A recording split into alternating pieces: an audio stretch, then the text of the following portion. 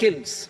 This will set the agenda for the next 5 years and guide the work of the government, regulators, financial institutions, and market participants. Taxonomy for climate finance. We will develop taxonomy for climate finance for enhancing the availability of capital for climate adaptation and mitigation. This will support achievement of the country's climate commitments and green transition. Variable capital company structure. We will seek the required legislative approval for providing an efficient and flexible mode for financing leasing of aircrafts and ships and pooled funds of private equity through a variable company structure. Foreign direct investments and overseas investment. The rules and regulations for foreign direct investment and overseas investments will be simplified to 1. Facilitate foreign direct investments, 2. Nudge prioritization, and 3. Promote opportunities for using Indian rupee as a currency for overseas investment. NPS Vatsalya. NPS Vatsalya, a plan for contribution by parents and guardians for minors, will be started. On attaining the age of majority, the plan can be converted seamlessly into a normal NPS account. Use of technology. We have successfully used technology for improving productivity and bridging inequality in our economy during the past 10 years. Public investment in digital infrastructure and innovations by the private sector have helped in improving access of all citizens, particularly the common people, to market resources, education, health and services. We will step up adoption of technology towards digitalization of the economy. Ease of doing business. For enhancing ease of doing business, we are already working on the Jan Vishwas Bill 2.0. Further, states will be incentivized for implementation of the business reforms, action plans, and digitalization. Data and statistics. For improving data governance, collection, processing and management of data and statistics, different sectoral databases, including those established under the Digital India Mission, will be utilized with active use of technology tools. New pension scheme. The committee to review the NPS has made considerable progress in its work. I am happy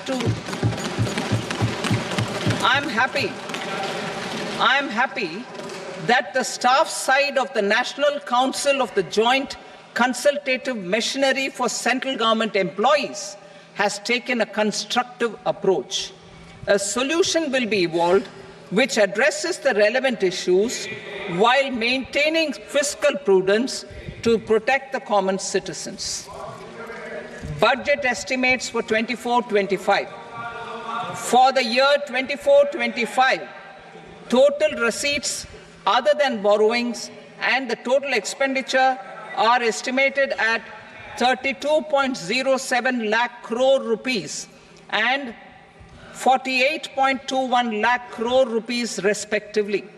The net tax receipts are estimated at 25.83 lakh crore rupees. The fiscal deficit is estimated at 4.9% of the GDP. The gross and the net market borrowings through dated securities during 24-25 are estimated at 14.01 lakh crore rupees and 11.63 lakh crore rupees respectively. Both will be less than that in 23-24. The fiscal consolidation path announced by me in 2021 has served our economy very well, and we aim to reach the deficit below 4.5% next year. The government is committed to staying the course. From 2026-27 onwards, our endeavor will be to keep the fiscal deficit each year such that the central government's debt will be on a declining path as percentage of GDP. I will now move to Part B.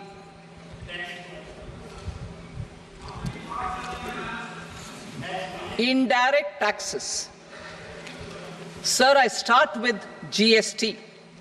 It has decreased tax incidence on the common man, reduced compliance burden and logistics cost for trade and industry, and enhanced revenues of the central and the state governments. It is a success of vast proportions. To multiply the benefits of GST, we will strive to further simplify and rationalize the tax structure and endeavour to expand it to the remaining sectors. My proposals for customs duties intend to support domestic manufacturing, deepen local value addition, promote export competitiveness, and simplify taxation while keeping the interest of the general public and consumers surmount. In Budget 22-23, we reduced the number of customs duty rates. I propose to undertake a comprehensive review of the rate structure over the next 6 months to rationalize and simplify it for ease of trade, removal of duty inversion, and reduction of disputes. I shall now take up sector-specific customs duty proposals. Medicine and medical equipments. To provide relief to cancer patients, I propose to fully exempt 3 more medicines from customs duties.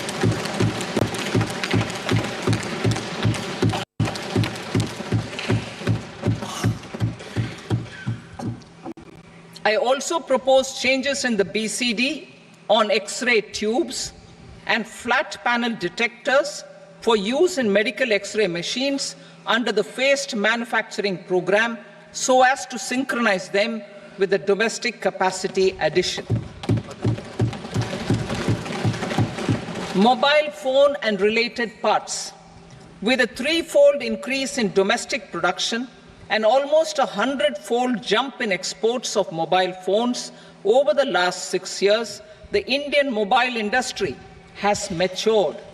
In the interest of consumers, I now propose to reduce the BCD on mobile phone, mobile PCBA, and mobile charger to 15%. Critical minerals. Minerals such as lithium, copper, cobalt, and rare earth elements are critical for sectors like nuclear energy, renewable energy, space, defense, telecommunications, and high-tech electronics. I propose to fully exempt customs duties on 25 critical minerals and reduce BCD on 2 of them. This will provide a major fillip to the processing and refining of such minerals and help secure their availability for these strategic and important sectors. Solar energy. Energy transition is critical in the fight against climate change. To support energy transition, I propose to expand the list of exempted capital goods for use in the manufacture of solar cells and panels in the country. Further, in view of sufficient domestic manufacturing capacity of solar gas, glass, and tinned copper interconnect, I propose not to extend the exemption of customs duties provided to them. Marine products. India's seafood exports in the last financial year touched an all-time high of more than 60,000 crores of rupees. Frozen shrimp accounted for about 2/3 of these exports. To enhance their competitiveness, I propose to reduce BCD on certain broodstock, polychaete worms, shrimp, and fish feed to 5%. I also propose to exempt customs duty on various inputs for manufacture of shrimp and fish feed. Leather and textile. Similarly, to enhance the competitiveness of exports in the leather and textile sectors, I propose to reduce BCD on real down-filling material from duck or goose. I am also making additions to the list of exempted goods for manufacture of leather and textile garments, footwear, and other leather articles for export. To rectify inversion in duty, I propose to reduce BCD subject to conditions on methylene diphenyl diisocyanate (MDI) for manufacture of spandex yarn from 7.5 to 5%. Furthermore, the export duty structure on raw hides, skin, and leather is proposed to be simplified and rationalized. Precious metals.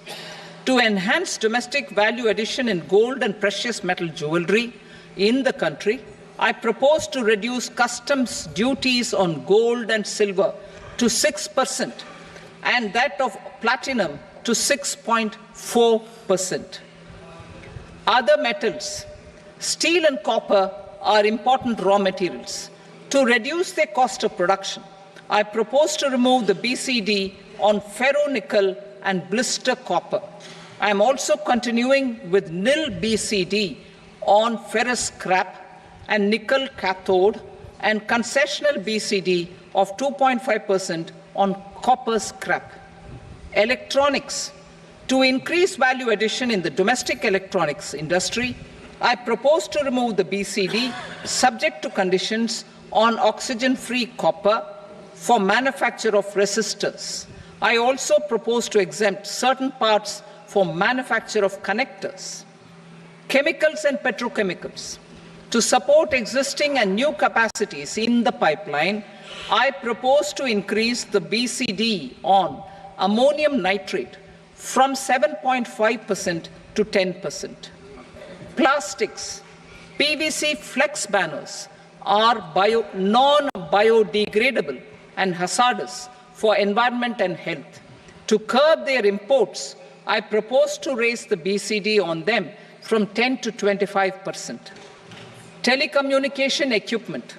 To incentivize domestic manufacturing, I propose to increase the BCD from 10 to 15% on PCBA of specified telecom equipment. Trade facilitation. To promote domestic aviation and boat and ship MRO, I propose to extend the period for export of goods imported for repairs from 6 months to 1 year. I'll read that again. To promote domestic aviation and boat and ship maintenance, repair and operations, I propose to extend the period for export of goods imported for repairs from 6 months to 1 year. In the same vein, I propose to extend the time limit for re-import of goods for repairs under warranty from 3 to 5 years. I now move to direct taxes.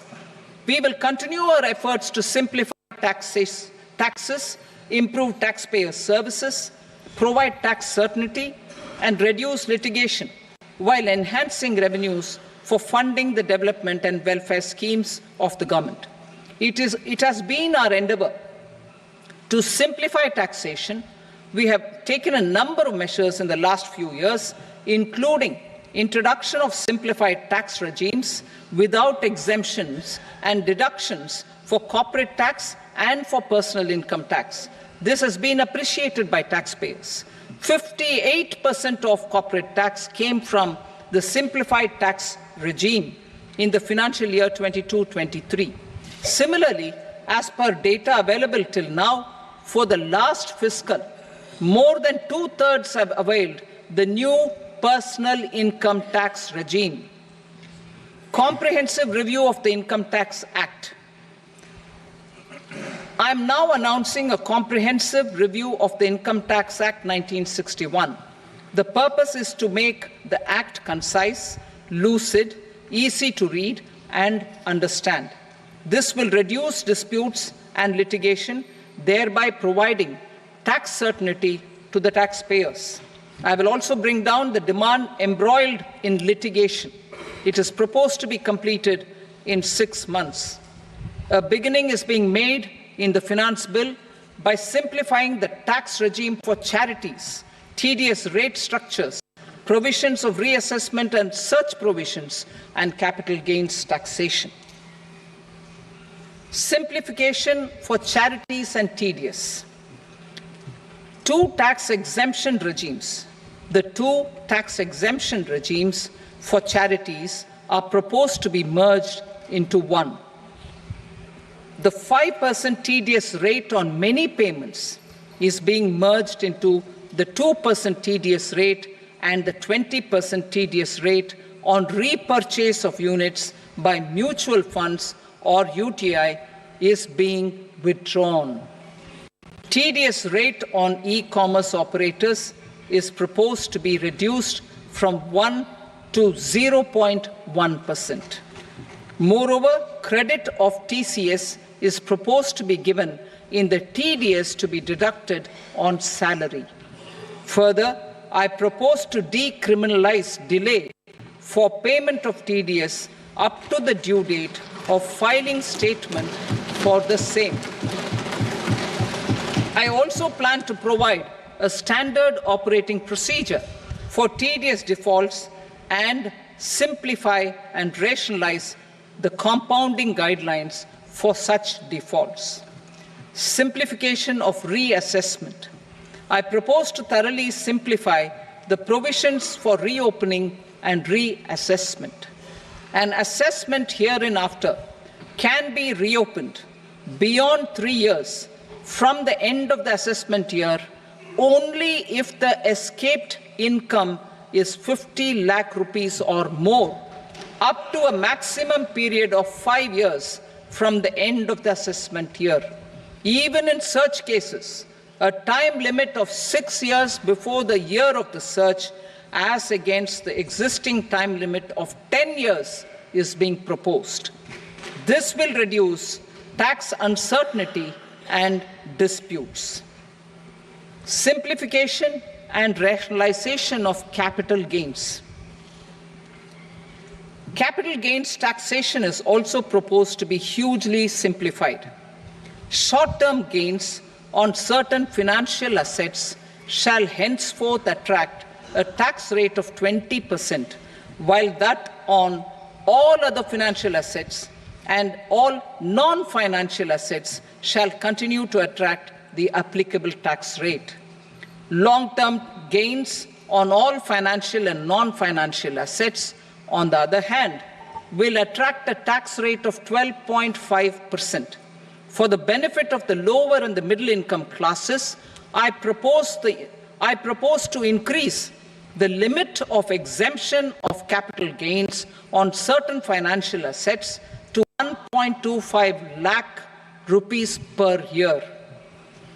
Financial assets held for more than a year will be classified as long-term, while unlisted financial assets and all non-financial assets will have to be held for at least 2 years to be classified as long-term.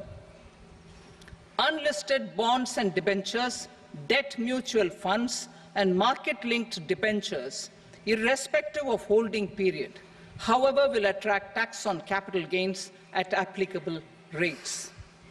Taxpayer services.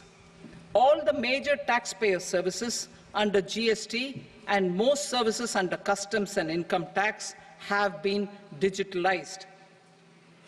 All remaining services of customs and income tax, including rectification and order giving effect to appellate orders, shall be digitalized and made paperless over the next 2 years. Litigation and appeals. While our concerted efforts to reduce pendency of appeals at various appellate fora are beginning to show good results, it will continue to engage our highest attention.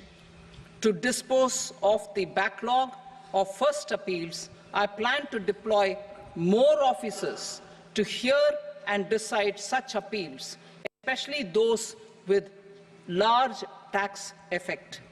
For resolution of certain income tax disputes pending in appeal, I am also proposing Vivad Se Vishwas Scheme 2024. Further, I propose to increase monetary limits for filing appeals related to direct taxes, excise and service tax in the tax tribunals, high courts and Supreme Court to 60 lakh rupees, 2 crore rupees and 5 crore respectively, with a view to reduce litigation and provide certainty in international taxation. We will expand the scope of safe harbor rules and make them more attractive. We will also streamline the transfer pricing assessment procedure. Employment and investment. I have a few proposals to promote investment and foster employment. First of all, to bolster the Indian startup ecosystem, boost the entrepreneurial spirit, and to support innovation,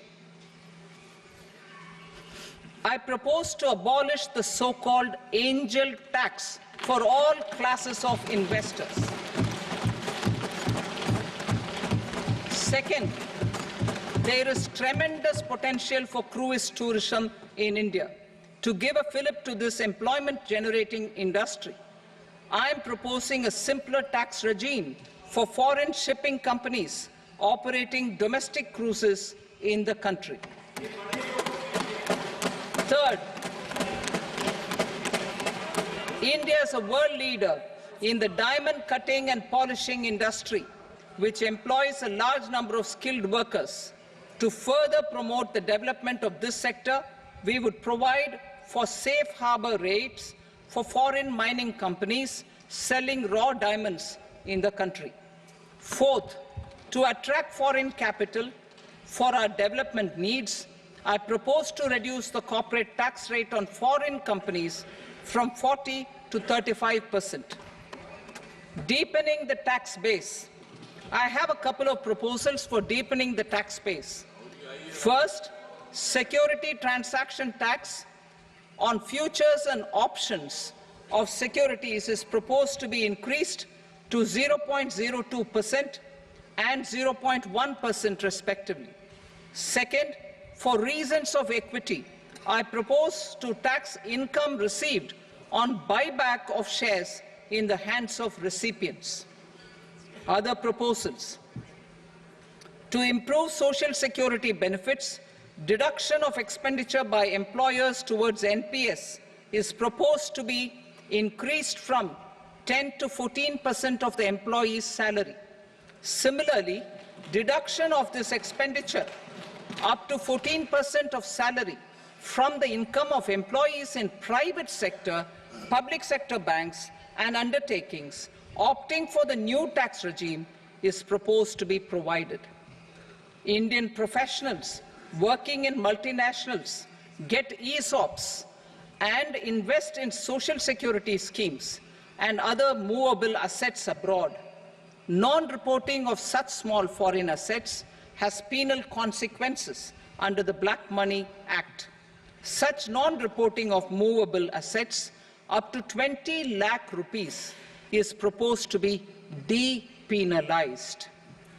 Other major proposals in the finance bill relate to withdrawal of equalization levy of 2%, expansion of tax benefits to certain funds and entities in IFSCs, and immunity from penalty and prosecution to Benamidar on full and true disclosure so as to improve conviction under the Benami Transaction Prohibition Act 1988.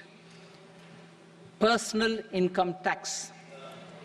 Coming to personal income tax rates, I have two announcements to make for those opting for the new tax regime.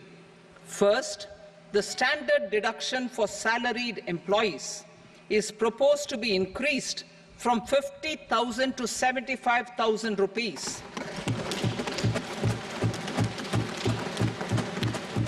Similarly, deduction on family pension for pensioners is proposed to be enhanced from 15,000 to 25,000 rupees. This will provide relief to about 4 crore salaried individuals and pensioners.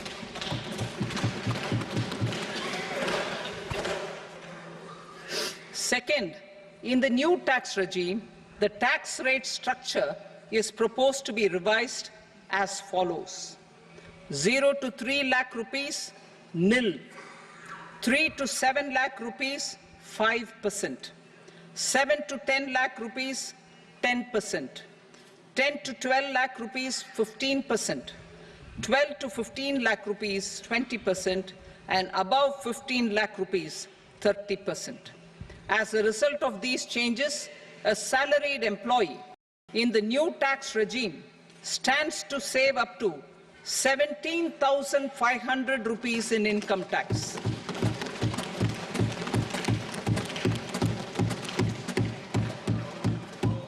Apart from these, I am also making some other changes as given in the annexure.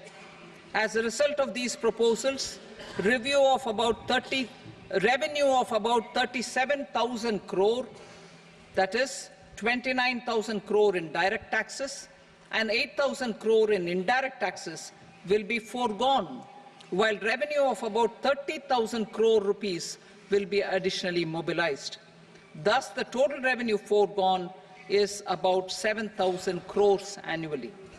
Mr. Speaker, sir, with this, I commend the budget to this august House. Jai Hind.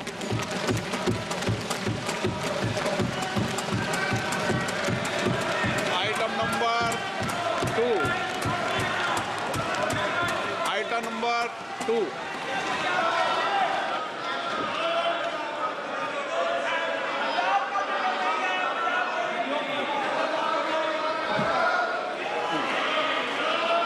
Sir, with your permission, I rise to lay on the table the following statements under Section 3 of the Fiscal Responsibility and Budget Management, FRBM Act 2003, Medium-Term Fiscal Policy cum Fiscal Policy Strategy Statement and Macroeconomic Framework Statement. Item number 3. Sir, with your permission, I rise to move for leave to introduce the Finance Number 2 Bill 2024. प्रश्न ये कि विधेयक को पुनर्स्थापित करने की अनुमति प्रदान की जाए। जो सदस्य इसके पक्ष में हाँ कहें, जो सदस्य विरोध में ना कहें। मेरे विचार में निर्णय हाँ वालों के पक्ष में अनुमति प्रदान की जाती है। माननीय मंत्री जी, अब विधेयक पुनर्स्थापित करें। Sir, I introduce the bill. Item number 4. The Union Territory of Jammu and Kashmir budget. Sir, I rise to present a statement, Hindi and English versions, of the estimated receipts and expenditure of the Union Territory of Jammu and Kashmir for the year 24-25. सभा की कार्रवाई कल बुधवार दिनांक 24 जुलाई 2024 को प्राप्त 11 बजे तक के लिए स्थगित की जाती है।